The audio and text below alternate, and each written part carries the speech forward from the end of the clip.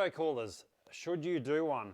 Now, this is going in a brand new car. It is still getting done.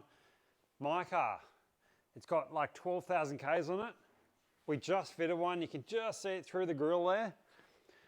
We fitted that just last night. Now, I tow like a 3-ton van. It's not fully loaded, so even less than that. This was the fluid that came out of it. So it's not completely dark. You can see some light through there, but it's still not fantastic for 12,000. That's what it should look like, how nice and beautiful that is. So anyone that's going to be towing, massive improvement, because these are heavy as they are. Even in this trim, that's like 3 ton, over 3 ton sitting there.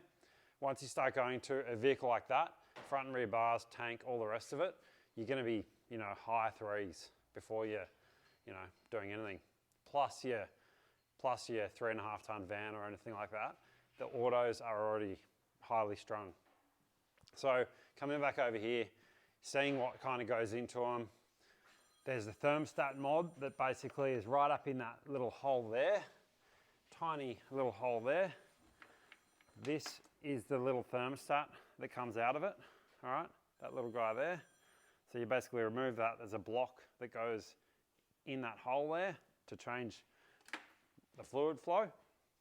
We haven't yet put the lines on this, so there's basically a line that goes across here and the other one that goes through there and picks up basically this line.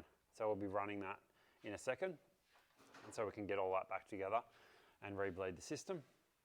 And now there's there's another one mirroring the other side here, so you get heaps more cooling. So depending on the setup, Alex here's got a Prado. She's noticed with a scan gauge that she'll lose like 20 degrees off her temp. Not about to say that's going to be the same on every car, but it's massive temperature change on the auto fluid, and that's only going to help your transmission. So massive, massive bonuses to be had with auto coolers. So yeah, get it done.